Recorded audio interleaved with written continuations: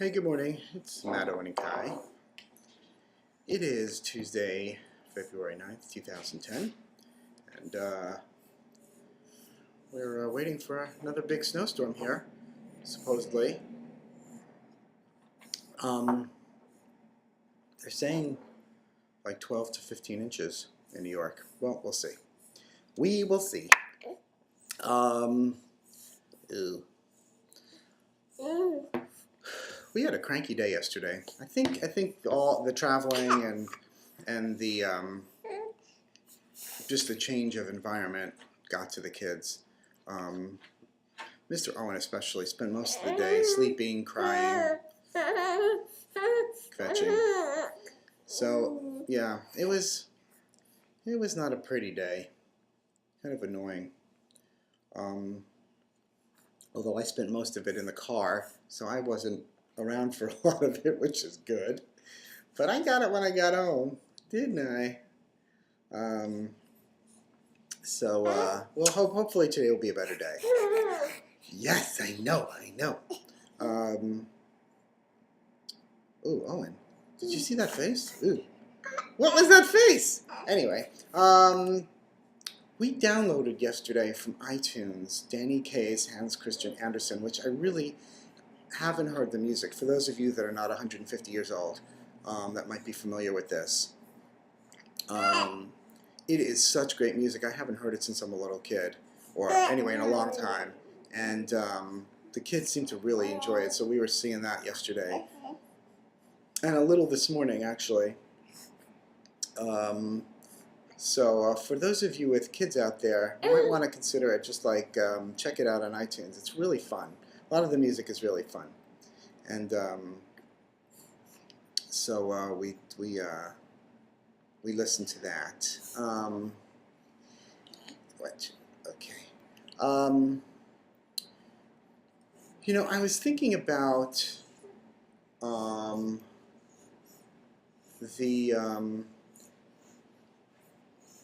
little excursion to the Japanese gardens in Florida the other day, and what I was like really thinking, because I mean, as a parent of little kids, I think a lot of us, and I hope I'm not alone on this, but you do feel somewhat judged out there when you're in the world with your kids, based on how you interact with them, based on how the kids behave, if they're good, if they're crying, if they smile, if they don't.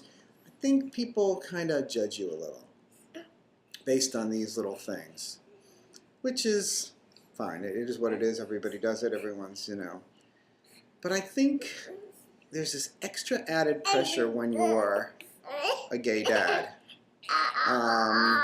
Like, you really have to have well-behaved kids.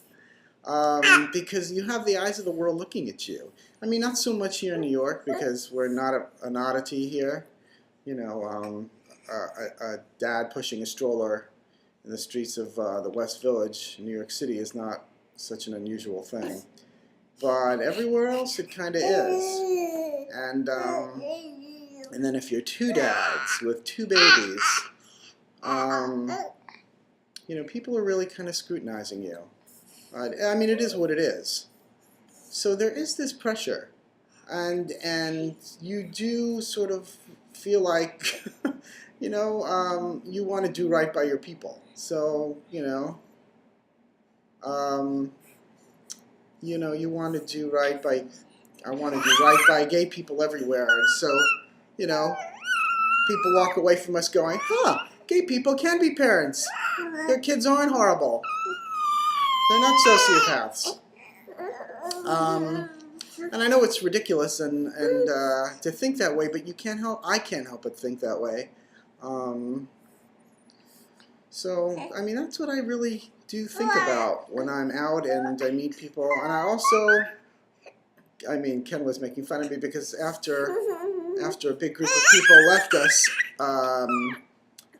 at the gardens, I wanted to scream out. I actually was yelling out, "Support gay marriage," because I was thinking, are all you people supporting gay marriage? Do you support us, or you just want to stop and oogle the babies and then go back to your closed-mindedness.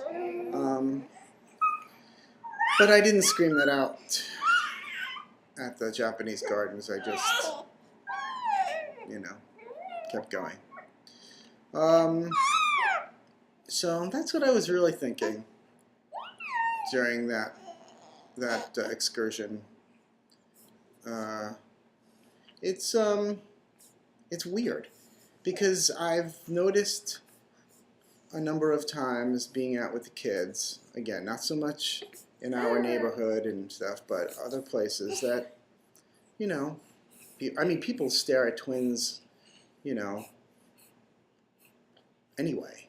So if you're a gay parent, and I don't think it's as much, obviously, if you're a woman or two women. There might be some of it, but not as much. I think, I think people scrutinize parents all the day, no matter who you are. But I think there's this added thing when you're a guy with a baby. And then if you're an obviously gay guy or a gay couple with a baby or babies, it's, there's some pressure. Whether I choose to allow myself to, view it as pressure or what, that's my business. And, I'm sure I'll get over it. And it's not such a bad thing, actually. It is what it is. I'm going in circles now. Have you noticed I'm no longer making sense? Okay, so we'll get off this topic. But anyway, that was on my mind. Ow! What was that? What was that? We were talking this morning how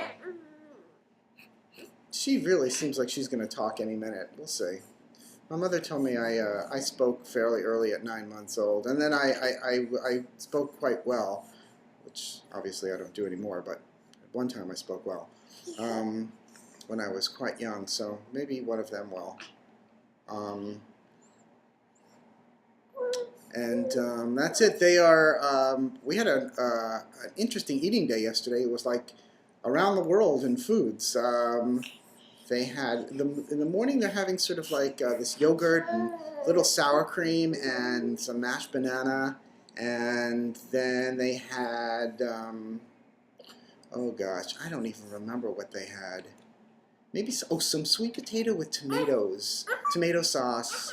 And then I had some leftover, like Chinese soup with vegetables and some tofu.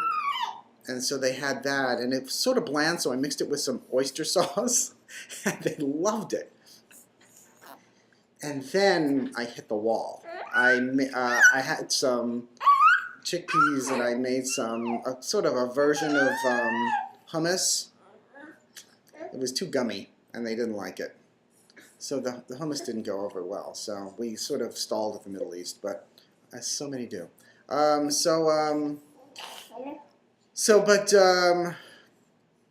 Ken brought home some organic yams.